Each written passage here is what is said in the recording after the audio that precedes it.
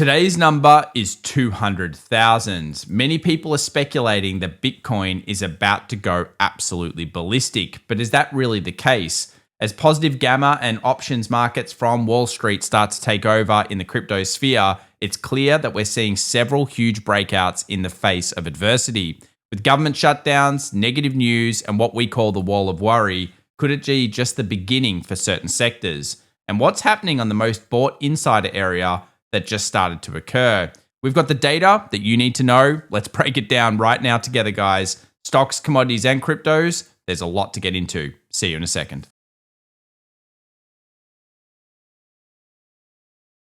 Well, welcome back everyone to The Daily Show. My name's Thomas Atkinson, and in today's video, we have the key trends, which will surprise you, what's going on with the macro, and some data that cannot be missed. With healthcare being the most insider traded area, is it about to actually see an explosive move? Well, it looks like thrusts are underway. And as you guys know, when we see a good thrust, we always want to be paying attention to what tends to happen over the next coming months. Could we be entering in what we call late cycle of this bull market?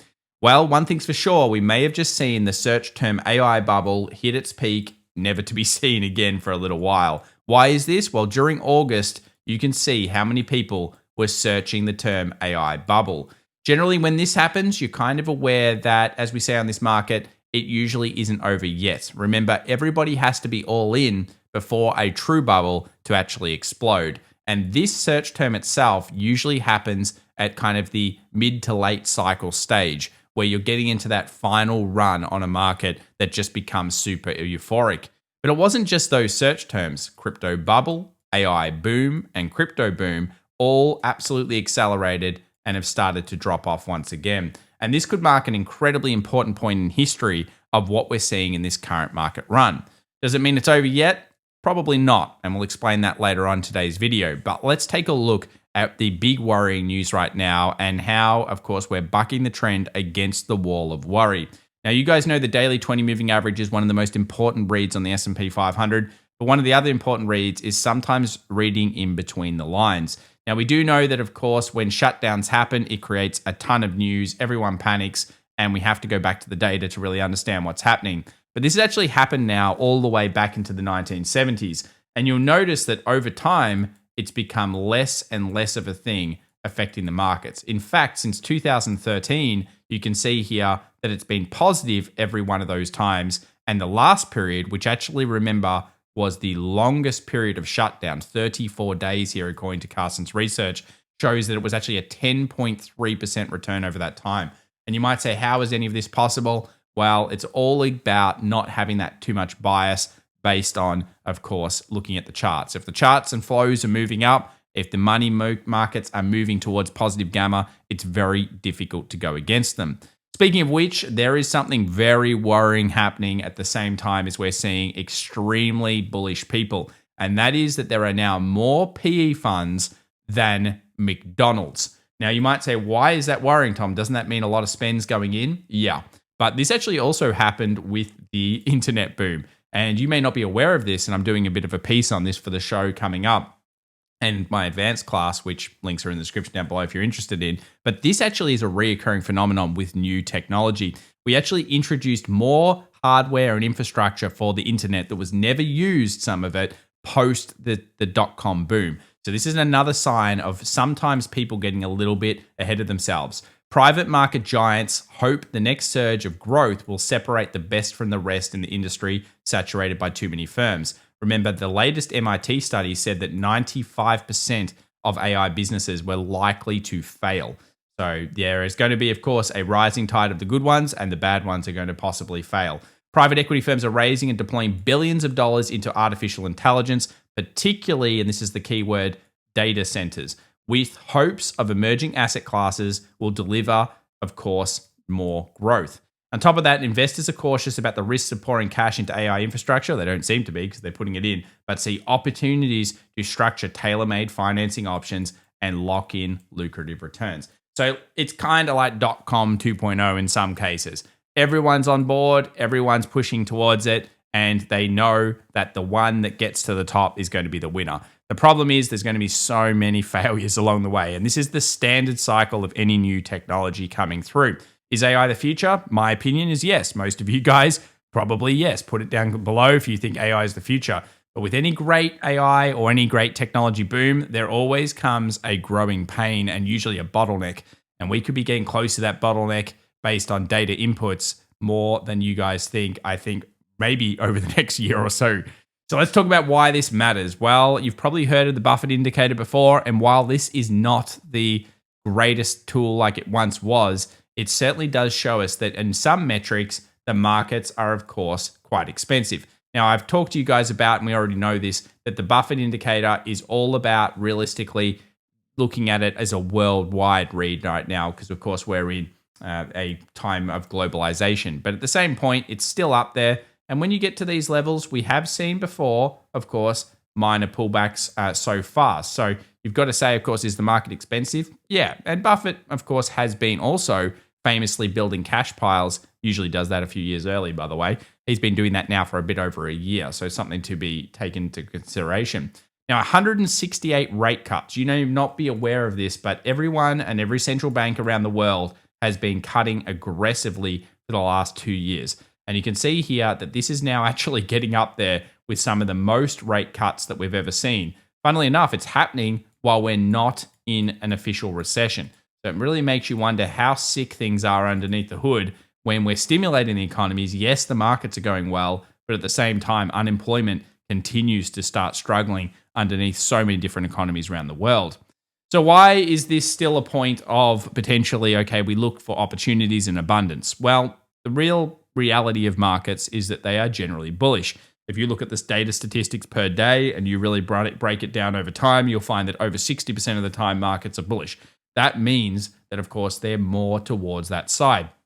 And that means that also there is always a new opportunity out there, whether it's in gold and silver like we've been tracking for the last couple of years, or whether it's in a new sector that maybe has been a bit of a sleeper. We've seen so many different breakouts just over the last couple of years indeed. And while semiconductors are the best, of course, there are several other ones that need to be paid attention to. Now, recently we saw smart money buying tons and tons and tons of course, healthcare. And what this is leading into is it's just led into a thrust over the last 24 hours, which I've been looking for quite a while. An interesting base formation, good volume, obviously posted this over in our X account, and a big thrust indicator here with a breakout. Now, since that point, the last 24 hours, healthcare went crazy again with another massive input.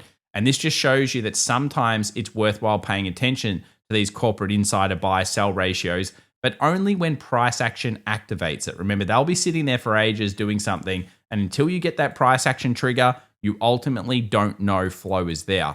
Sometimes it's better to be in the initial start of flow than it is to be sitting there the last 6 months and twiddling your thumb saying, wow, I wish I didn't have this sector. But it certainly was rewarded with 2 monstrous days just over the last 2 sessions.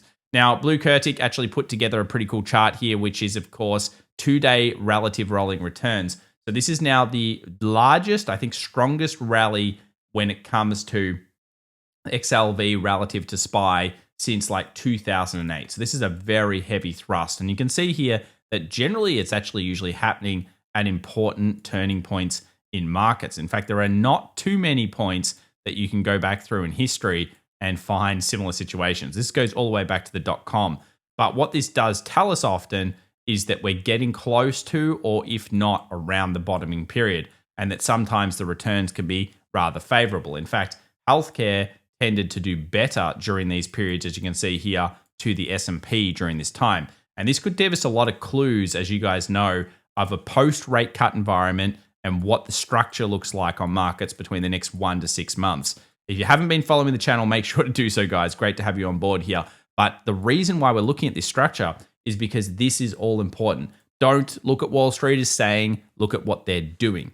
Now, there are some other good cases. Of course, we've talked about how we still think October could be volatile, but this year is bucking a lot of trends. And the main thing here is that will it come out of a potentially volatile October, September, August, any of those months, bullish?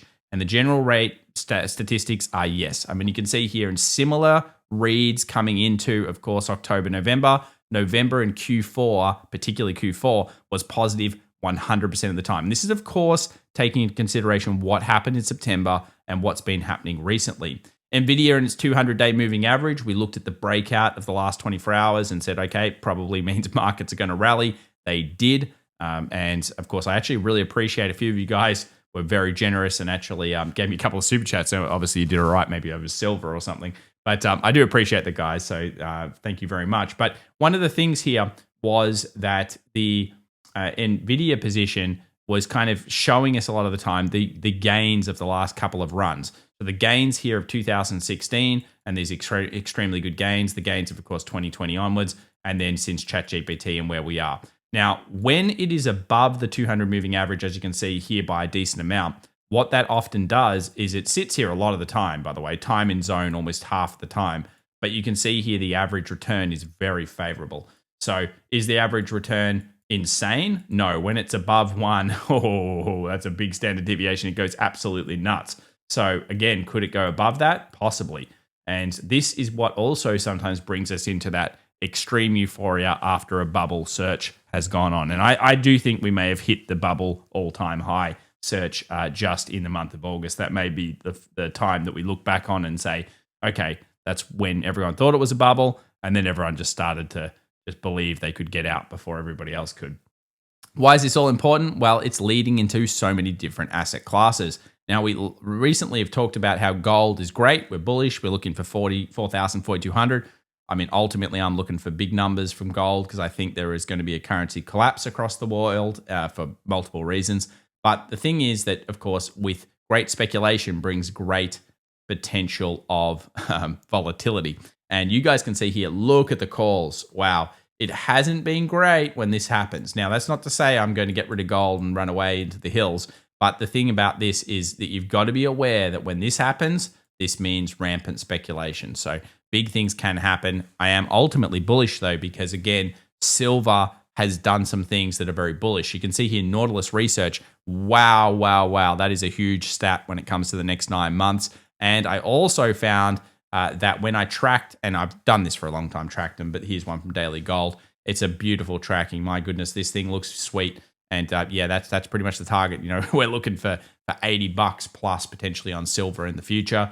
And when it goes on to make new all-time highs, silver tends to go quite ballistic. So although, you know, it might take some volatility here, it does look like people are going to continue to stack some of the oldest currencies in the world. And you can see here palladium, platinum, metals, so many metals doing very well. And we'll have a special in the next video about whether metal stocks are actually expensive or cheap, because you may be surprised where they're actually sitting.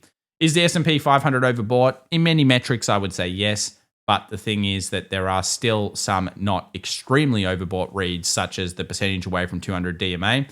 And this one here from Fundstrat, basically what it does, we do it all the time with the weekly 20 as well. It just shows you whether it's so fast and aggressive. Now, it's very rare, by the way, that we don't come back and touch the 200 or the 20 weekly at least at some point. And this is now getting quite statistically rare. So I do expect at least some form of volatility. But just remember that it doesn't have to hit those overbought metrics like anything. It's not an one data stat, oh, it wins it all. I always go with the structure of the market is the most important. And just the other day, we almost saw a little bit of weakness come into the market, hit the daily 20, boom, straight back up. The markets don't want to go down. When they do, they're going to show us it. Bonds, concerns, daily 20, that type of stuff is going to get broken through. You can see here the structure of the next 1 to 6 months is going to be important and what comes with it. And do remember, I'm constantly saying this just because it's probably one of the best data reads we have, that even if we do get volatility in October, it's probably not going to be that bad. And at the same time, November is just ridiculously strong. So some of the stats that we've been bringing to you guys are showing that. It's just, you might say, well, it's unfair, it's ridiculous, it's whatever. Yeah, it may be. But at the same time, you got to think of it as the interest rate cuts, the liquidity, the AI boom, which is allowing companies to have less workers, which is cheaper for them. It's all stacking into gains. So eventually, of course, there's always someone that needs to pay the piper and unemployment could rise. But at the same point, we'll find out a lot this Friday. This Friday is non-farm payrolls. I don't know if we could get the data or whatever was going on, but realistically, we're going to see it in the catalyst of price. So let's continue to look at price, continue to look where we're at. So let's check that price out. Advanced decline line went from being positive to a little bit neutralized to positive again. An all-time high came through. When markets make all-time highs, they often do try to push for a few more sessions. So that's certainly something to keep in mind. And you can see here the US 500 went all the way down actually to the options level low and almost to the high yesterday. So look at this. Wow, it was a big move. 1.39 is quite big. That's one of the bigger moves in the S&P for a little while. So it's generally been bullish. Now, what's that done? Well, it's put pressure on positive gamma. So basically, when it's above 6,700, especially with the close, it's kind of signaling that the market wants to go higher. And of course, the next logical level is going to be the next 100 points, which is what we've been doing each time it's gone up. So you're going to have to go with 6,800 is more likely than not at this stage, purely based on the options and the gamma.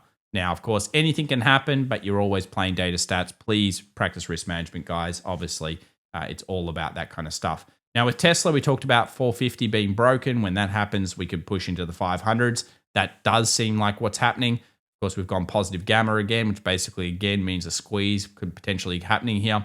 And of course, we're also squeezing on Nvidia at the same time towards that 200 target. So quite a lot of big moves here happening in the markets. Another one that's in positive gamma, and you're going to hear this a lot today, is IBIT. So we've got here the Bitcoin markets trying to push towards that 70, 71 target. And you'll notice that no matter what the strikes are you're looking at, here is the OPEX for October. It does look like we've got tons and tons and tons of strikes sitting at that 70 marker. So there's a lot of stuff going on there.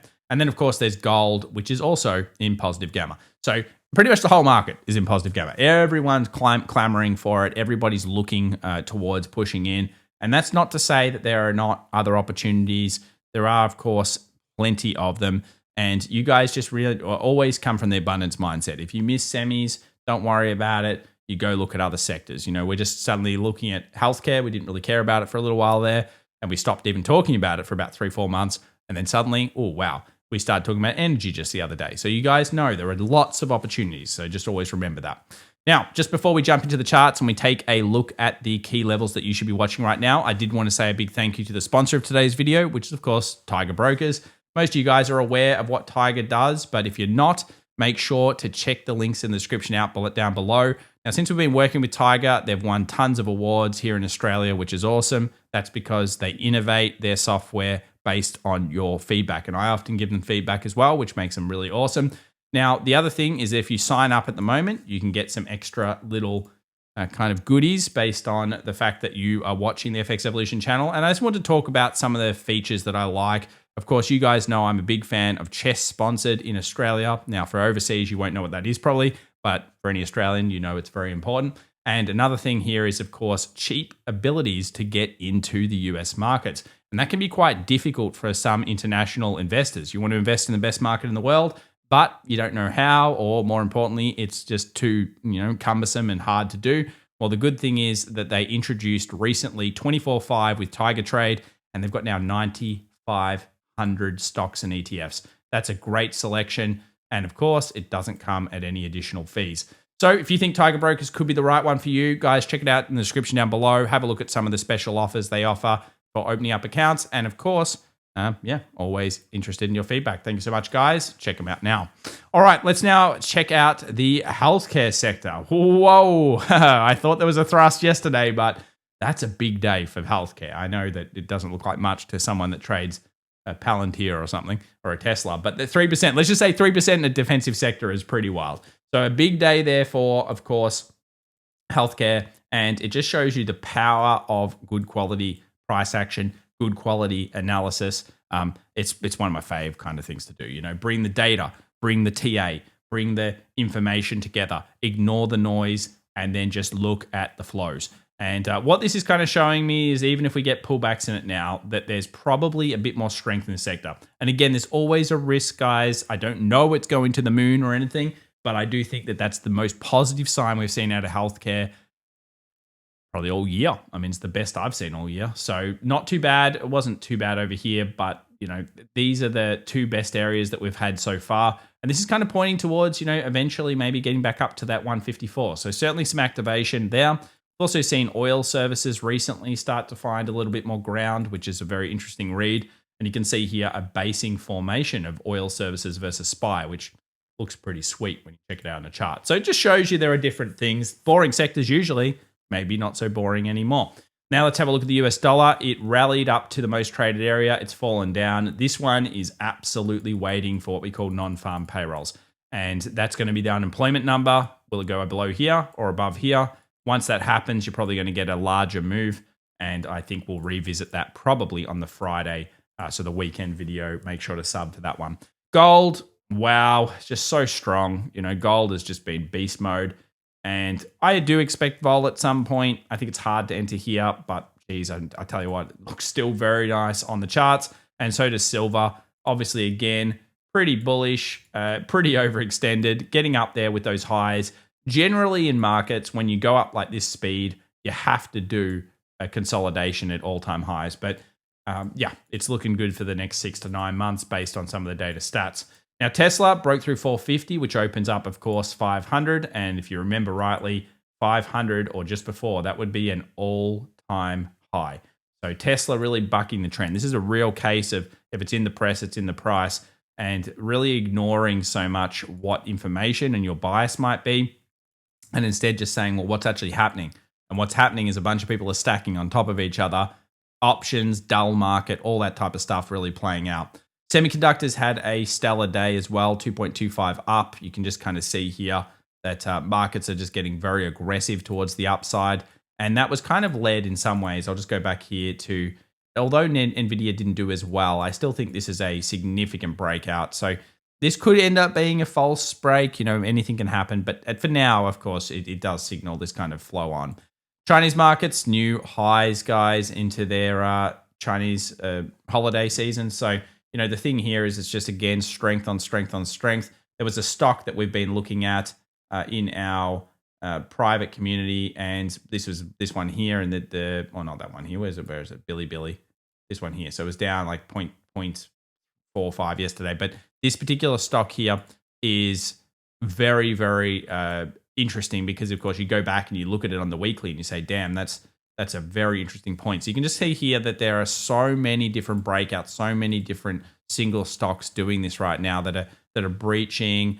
Just a little while ago it was Baba, then it was Baidu as well. Like that was a trash stock for ages. There's plenty of interesting stuff that happens. There's always another one, yeah.